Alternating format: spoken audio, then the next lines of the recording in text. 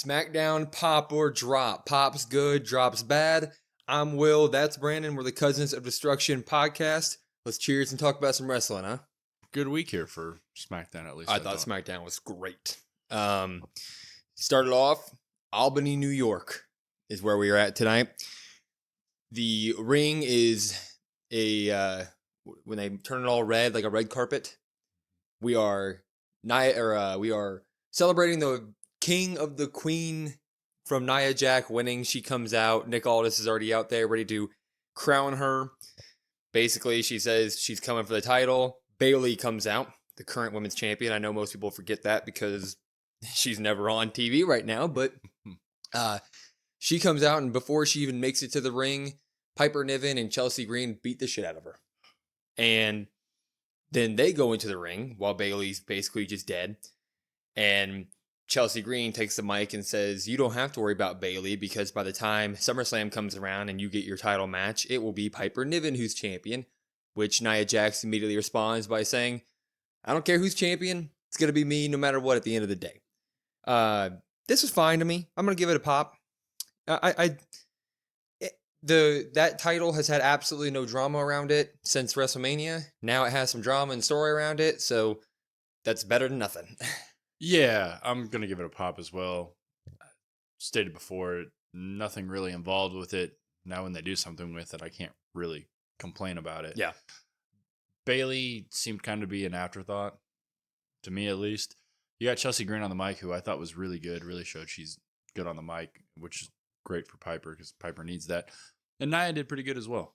So now I'm more almost intrigued about the possible Piper Nia matchup than I am the actual title. But but either way, I still like the segment. I still thought it was good. Yeah, we'll get it. Bayley comes up later in the show, so we'll get into that. But I do share an opinion there. No pop or drop for the next thing, but it was a small. We head back. AJ Styles is talking to Nick Aldis. AJ Styles is dressed up in a nice blue suit. And he goes, Nick, I just need some time in front of the crowd tonight to make an announcement. It's important. I want to do this just in front of them. I want to do it once, so I'm not even going to tell you what I'm doing. Can I have the time? Nick Aldis says, I got you, buddy. That's basically it. It becomes a through line throughout the entire episode of like, what is AJ Styles going to announce tonight? Yeah, and real quick, no pop, no drop for that. But I like when they do this. I like when they kind of like earlier on in the show give you something to wait for. Plant something, and then there's like hints and little tiny bits all throughout the show. And by the way, it works so much better with SmackDown when it's only 2 hours. Yes. Because when you do that at Raw, it's like, oh, I got to wait 3 hours for this. Yeah. Hopefully it pays off. Yeah, and I guess I put my foot in my mouth because the Braun Strowman thing was kind of like that on Raw, and but I did not like that. No. But this was nice. All right. We then had a cutback to what happened earlier in the day before SmackDown. DIY and A-Town Down Under were getting into it backstage with Nick Aldis, who had a busy night tonight. And DIY wants a shot at those tag team titles, and Nick Aldis goes, you know what? I'm not giving you a shot at the titles, but Tommaso Ciampa, you can fight Austin Theory tonight. Leading to this match, Tommaso Ciampa, Austin Theory, and before we even get into it, this slapped. It honestly did. And I'm not even really that big of a fan of Tommaso Ciampa or Johnny Gargano, which is probably, I'm in a minority there, probably. But anyway, DIY comes out first. That's when they show the clip of what previously happened in the day. What was cool was commentary immediately recognized all these guys had been in NXT and there had been previous storylines between all of them. There was history there. I like that. I like when NXT is actually a part of the past.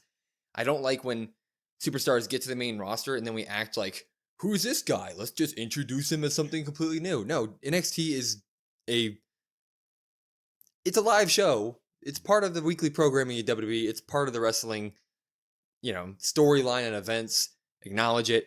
Anyways, they acknowledge that Ciampa early on in his career had a big neck surgery, and Austin Theory, who had already had a previous rivalry with Tommaso Ciampa, knew this. So logically, he goes after the neck. So all match, Austin Theory is going after the neck of Tommaso Ciampa, and both of these guys got a ton of offense in and really showed what was in their bag. It was one of those moments where people always point to of Austin Theory of like, this dude has a bag. I don't know why WWE doesn't let him show it. They showed it this time around. Anyway, what ends up happening, is Grayson Wallen gets involved a little bit on the outside of the ring against Tommaso and gets the match back into Austin Theory's hands. He evens the match back up because Austin Theory was kind of getting worked there. He rolls him into the ring, and Grayson Wallen hears the commentary say that, Austin Theory is basically back into this match and doing well. And Grayson turns around and he's like, how about you tell the crowd why he's back in the match? My doing. He says that Austin Theory was not relevant. I made Theory relevant again. This distracts everybody because Austin Theory hears it and he's like, what did you just say? Roll up pin, Tommaso Ciampa, 1, 2, 3. He gets the win. And now we have unexpected turmoil starting in A-Town Down Under. This is all good stuff to me. Pop. Yeah, I'm going to pop it as well. Ciampa, anytime he's in the ring as a singles guy, he really kind of takes over the match. Your eyes kind of get drawn to him. Theory doesn't get the show as much as you said, but he's an athlete, so you can kind of put him in there with anybody.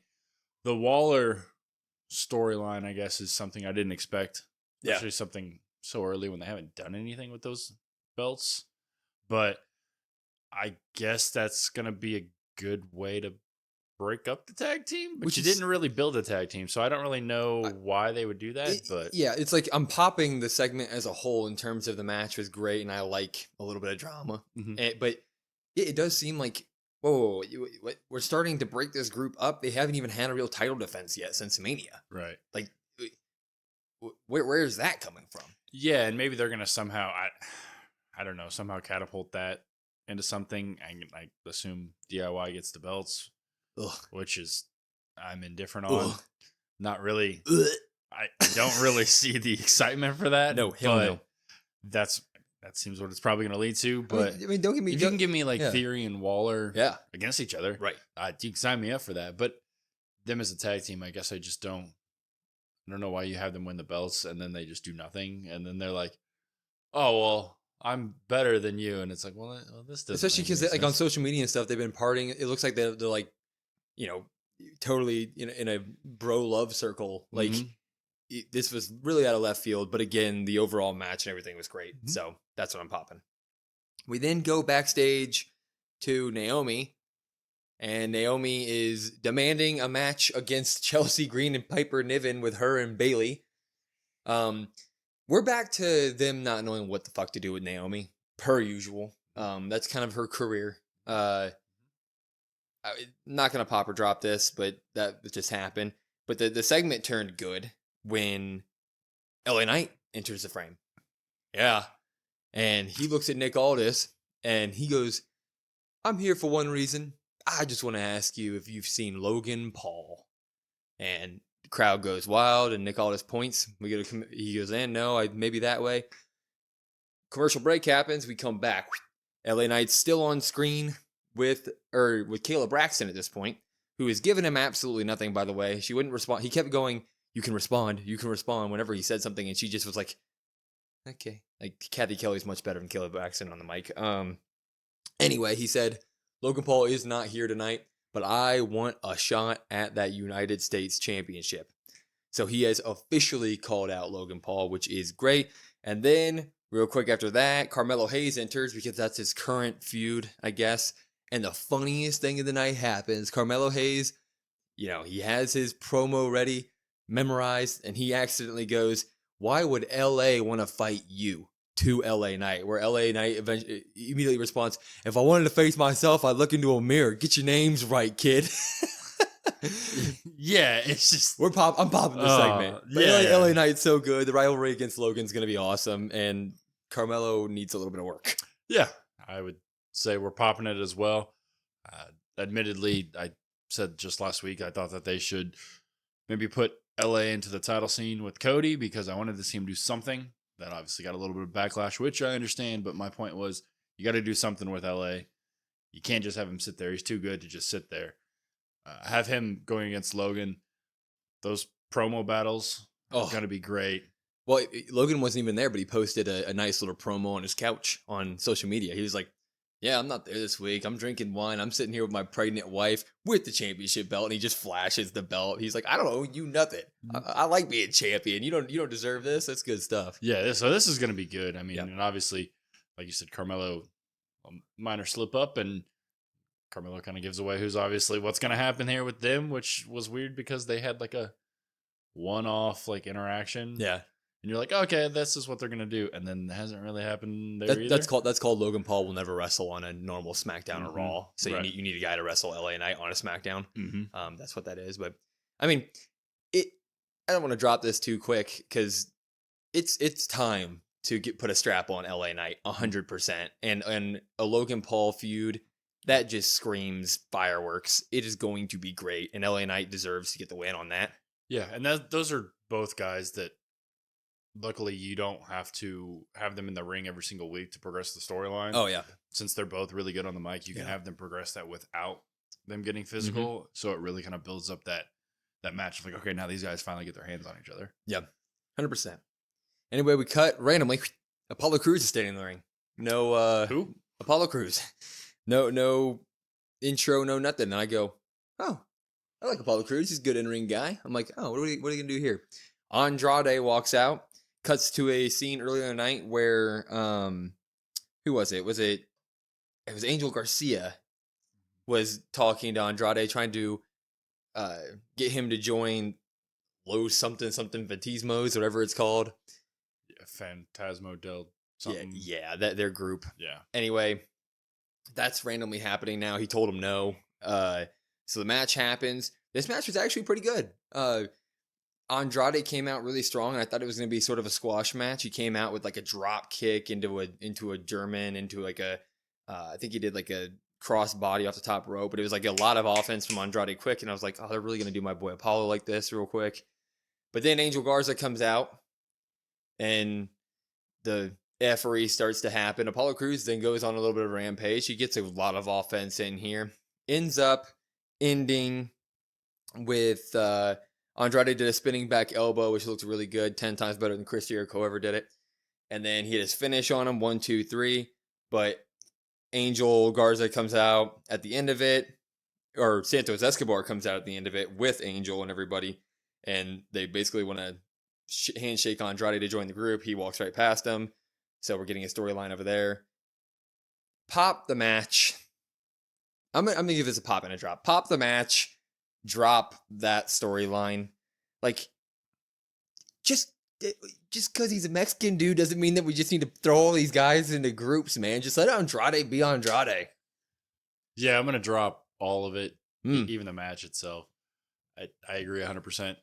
I mean, I think with the LWO, at least, there was a maybe like one of them was Puerto Rican, one of them I think is Cuban, one of them I think is Mexican, and it's just like, let's just throw all these guys together. That's what they do on both shows. On both shows, Andrade is better than just some random faction. Yeah. I know he needs like a manager, but to speak on the mic, but he's better than that. And the match itself, yeah, while it was a good match, I just found myself being like, well, why do I care? Like, that's where I'm at, and they're already starting to ruin Andrade for me because it's like, I don't. This I is don't what you care. put them in. Yeah. That's why I popped the match, because I thought they both put on a show, but that storyline could not be more boring to me. Like, Yeah. I'm not looking forward to that at all. Mm-mm. I would have rather them, like, Andrade and Apollo Crews have a great match, handshake at the end, and become a tag team. I don't know. So like anything other than this. And I guess my thought processes with the factions is like the LWO and Santos Escobar's faction, who I honestly can't even remember the name. Yeah. They haven't done anything. So it's just like, I couldn't remember their name. I just know Phantasmo because that's a funny word. Like, it's like the first, yeah. Yeah. But it's like neither one of them have done anything. So Yeah. why do we keep pushing this? Why don't we just break those up and they can go away? yeah, totally agree. Anyway, then the best part of the night happened. It was absolute gold. I absolutely loved this segment overall. It was like a 30-minute overall, a 20-minute overall segment, but it starts with Bloodline backstage. Bloodline 2.0. It's Solo, Tama, and Tama, or no, Solo, Tama, and Tongaloa. Sorry. Mm-hmm. They're backstage, and A lot of teas. a lot of T's. They need to just whatever. Anyway, I'm gonna be looking down at my paper a lot because there was a lot of lines that were said here that were very, very important. Anyway, it pans to Paul Heyman, and Paul Heyman is, just looking rattled, and he looks over and he basically says to Solo, he says Roman was violent only to preserve the family. Before the violence, I would always counsel him. All I see now is random acts of violence with absolutely no strategy. And Solo replies saying, we're just being violent and we need to have Cody Rhodes in check when Roman Reigns comes back. And Paul says when Roman comes back, or no, that's what Paul says. Sorry. Paul says when our goal needs to be that when Roman comes back, we have Cody in check. Solo then says, we already have Cody in check. He doesn't even know it yet. Paul Heyman goes, who is we? And then Kevin Owens walks out to the stage because this is backstage. They see it and Solo goes, go take care of this. This is when the fireworks happen. So Heyman goes out alone to talk to Kevin. And Kevin's basically just angry at the bloodline, per usual. And it kind of goes where Heyman is emotional to the point where he's almost crying. He's saying that these guys are so dangerous. The crowd was all into this, obviously.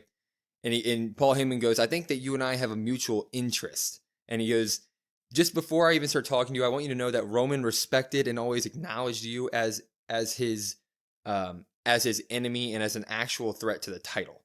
Solo has no respect to you. They're just here to damage you and do sadistic things, and they're looking to take everybody out. And Kevin Owens replies by going, basically, why in the hell would I trust you? I've been fighting against your bloodline with you and Roman for 4 years now. I don't care about a word you're saying. Paul Heyman then flips out, starts screaming, and says, I'm a WWE Hall of Famer. I've been doing this for 30 years. Why would anybody ever trust me for trying to redeem myself? I'm just trying to help everybody from getting injured and warning everybody about this sadistic bloodline 2.0. Why would anybody listen to little old me? And I'm just trying to redeem myself. And he accidentally throws the mic at Kevin Owens. And this is when Kevin Owens kind of gets mad. Here comes Bloodline 2.0 spilling out. Solo, Tama, Tonga, they all come out. Fight starts. The Street Profits come into it. Solo and Kevin fight to the point where they go to the back. And this sets up a match against the Street Profits and Bloodline 2.0. But this Paul Heyman work and even Kevin Owens on the mic, that was some of their best promo work in years. This was a golden up. It was so good. Yeah. Yeah, as you said, kind of some of the best Kevin promo stuff I've seen in a while. And for Heyman, it's probably, at least for me, to see him kind of be almost like the best work of his career. Like, it was amazing. I understand that, like the ECW, I understand Brock, I understand Roman, I understand all of that sort of thing, but they're kind of giving Paul the ball in the sense of like, hey, none of this Bloodline 2.0 is good on the mic. We need you to progress this storyline. Yeah. And to see he's carrying. Yeah, to see how he's carrying it himself. I mean, it's some of the best work that I've seen from Heyman. Yeah, and Kevin Owens even said that that was part of his not trusting you. He's like, you just go cash cow to cash cow. He was like, you went to Brock Lesnar, then CM Punk, then back to Brock Lesnar to Roman Reigns. Solo's just your next cash cow. So he even mentioned that. But yeah, Heyman is carrying this, and that was one of the most emotional promo works Heyman's ever done. It was absolute gold. And then that leads right into the Street Profits. Montez Ford and Angelo Dawkins with B-Vab on the outside taking on Tama Tonga and Tonga Loa of the Bloodline 2.0. And this match was awesome as well. Good tag team action where Tama Tonga and Loa get the jump on him early. They kind of capitalize from the momentum before that happened during the battling segment beforehand. Paul Heyman's the only one on the outside now, but he is staying completely away from them. He doesn't really help them or counsel them during the match. He kind of just stands there with his hands crossed like this. Ends with hot tag from both Montez Ford and Tonga Loa. They tag in Angelo Dawkins and whatever the other one is, Tonga Loa. Sorry, this is like tongue-tied. But on the outside, so they're going crazy after the hot tag. Everybody's hot. Montez Ford capitalizes on it, but discreetly, Tama Tonga tags in Tonga Loa without anybody seeing. Montez Ford, with Tama Tonga still being in the ring, hits his big splash onto Tama Tonga. Doesn't realize that Tonga Loa has been tagged in. Tonga Loa then comes up the top rope, does a finisher to Montez Ford, pins him. Bloodline gets a pretty clean win, 1-2-3 over the Street Profits. This match was great. it's building good tag teams up, which they need in SmackDown at the moment. So, all in all, good segment leading up to it. Great match. Pop. Yeah, I'm gonna pop that as well. It's nice to see the Bloodline 2.0 kind of get some tag team time. I feel like there was a lot of individual focus at one point, and I didn't really feel like they were like a unit. So it's nice to see that happen. As for the Street Profits, they looked good. They need something in terms of a story. I think the But Street in terms Profits of- should be the ones to take the title next.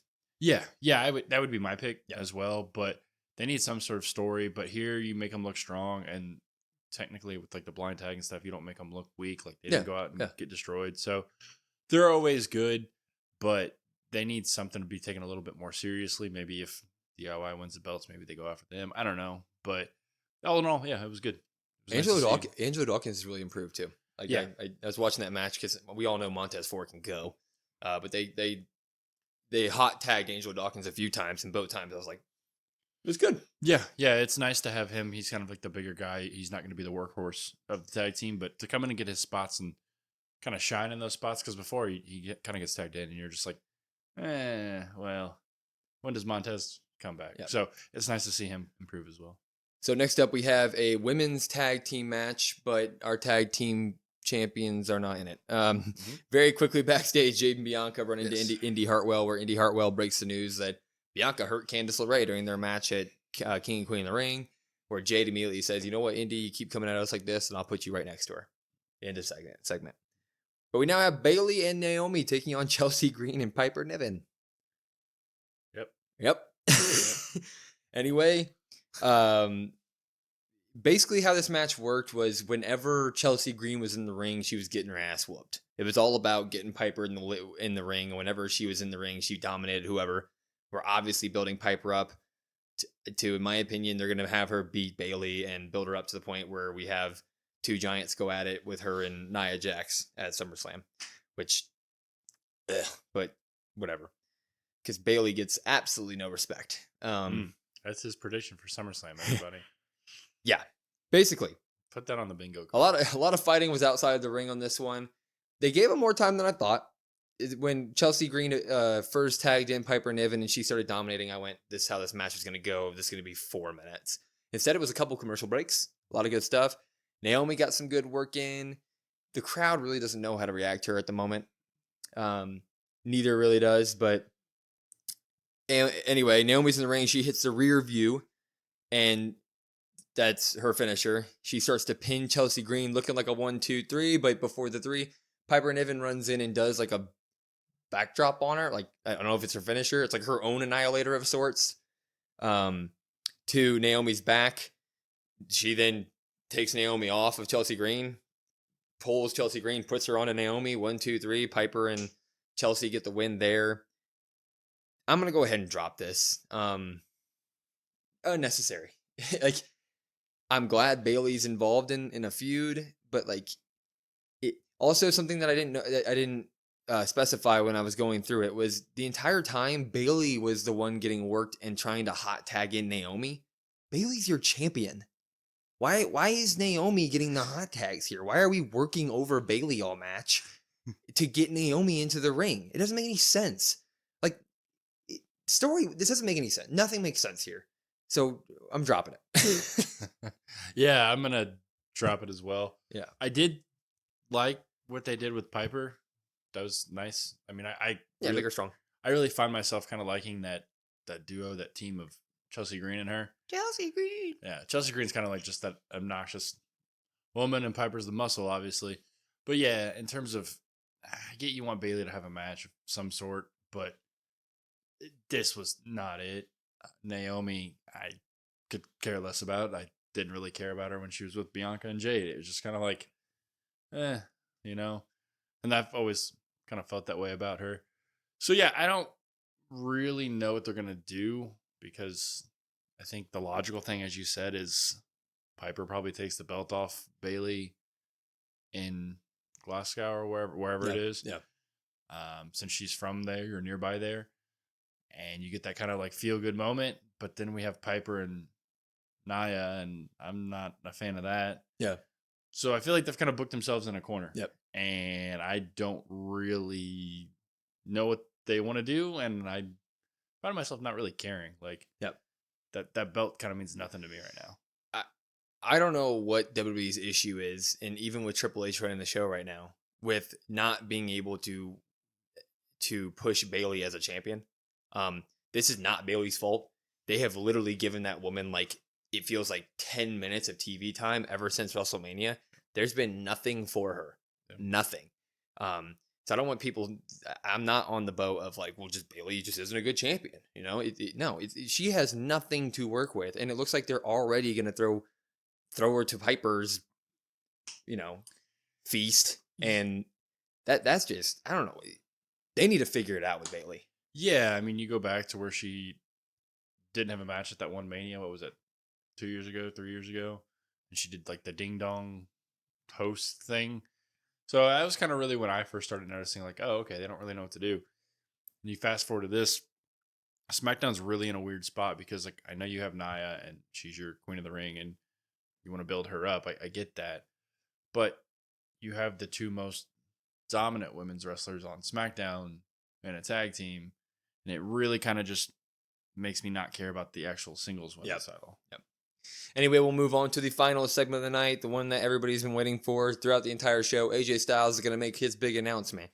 They've alluded throughout the show from other people. Other people have been asking Nick Khan or Nick Aldis the entire night. Probably asked Nick Khan. Yeah, and Nick Khan. They've been coming up to Nick Aldis and being like, is he going to retire? Is he going to retire? So the rumor is he's retiring. On his way out to the ring, you know, it shows camera of him walking the ring in his suit. And LA Knight comes out to him and goes, if the rumors are true, well done. And handshakes him.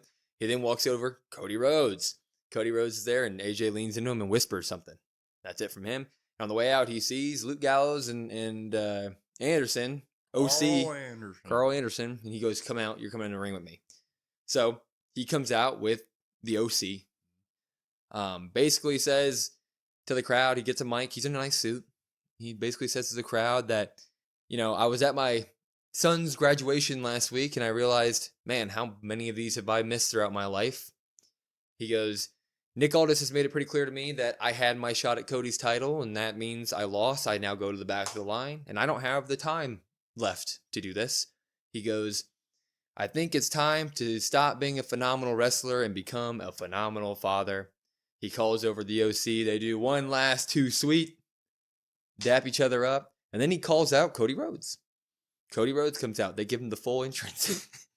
no belt, but they give him the whoa. They give him everything. Yeah, screw you, AJ. This isn't about you. This ain't about you, I know AJ. you're about to retire, but this is about me. I thought it was so funny. I was like, they're really giving this motherfucker the woes and everything. It's about Cody now.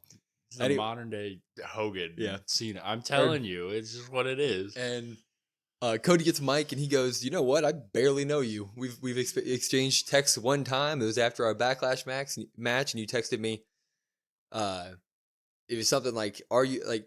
Or I texted you after Backlash to make sure you were okay, and AJ Styles texted back, "All good, little bro." And he goes, "You've been a big brother to all of us backstage, so you know, thank you for everything that you do."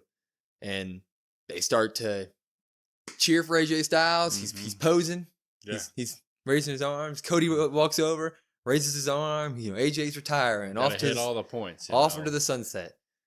Until, of course, he didn't. Yeah. AJ Styles turns as Cody's raising his arm, clotheslines the shit out of Cody Rhodes, his own Mark Henry moment, fake retirement in the suit and everything. Yeah. Throws Cody out of the ring, throws him off the barricade, gets him to the steel steps, and does a Styles clash off the steel steps onto the outside of the ring. So not on the stairs, but on the outside of the ring. AJ Styles officially has unfinished business with Cody.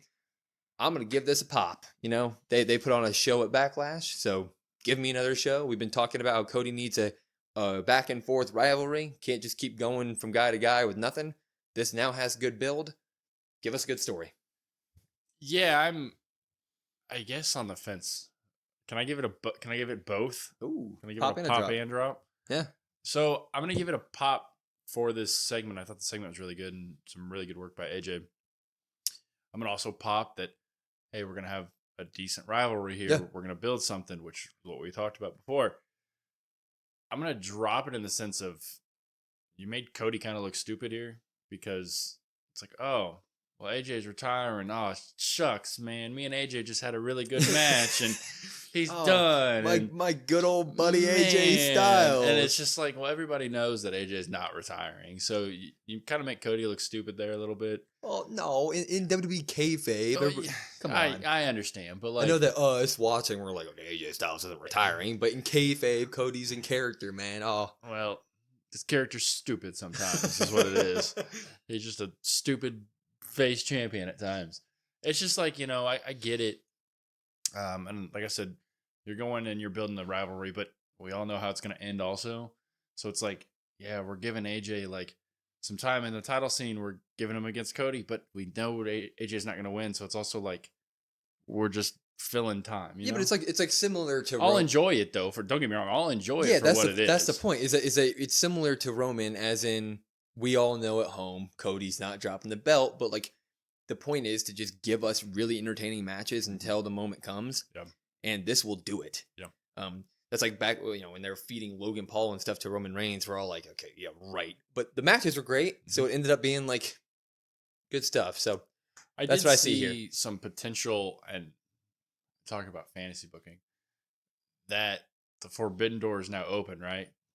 Somewhat with TNA and WWE, and somebody was like, "What if AJ loses, and then he goes to TNA, and then Survivor Series, it's Team TNA versus Team WWE," and I was like, "Gag me hard." I was like, "Oh, we're really just running with it." People are in TNA because they can't cut it in WWE, right? Yeah, you don't have to tell me that.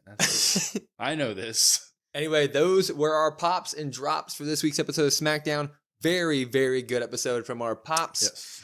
Do you agree? Do you disagree? Let us know in the comments. Let us know what you think about this Cody and AJ feud going forward. Until then, please follow us on all socials at COD WrestlePod, COD WrestlePod, and listen to us wherever you get your podcasts. I'm Will. That's Brandon. We're the Cousins of Destruction. We'll see you next time.